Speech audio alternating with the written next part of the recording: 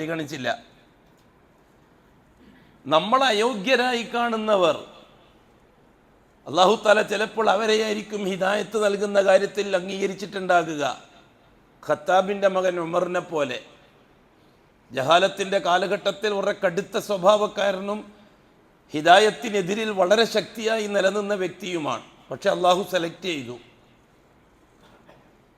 അബൂ ജഹലിൻ്റെ മകൻ ഇക്രിമത്തിനെ പോലെ അല്ലാഹു സുബ്ഹാനഹു വ തആല ബാപ്പാനെ തള്ളി മകനെ അംഗീകരിച്ചു.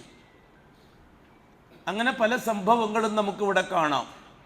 വലീദിൻ്റെ മകൻ ഖാലിദ് ബിൻ വലീദ് പോലെ ദീനുൽ ഇസ്ലാമിൻ്റെ ബദ്ധവൈരിയും അഷ്റഫുൽ ഖൽക്കിൻ്റെ കൊടിയ ശത്രുമായിരുന്നു വലീദ് ബിൻ മുഗീറ. വലീദിൻ്റെ മകനാണ് ഖാലിദ് ബിൻ വലീദ്.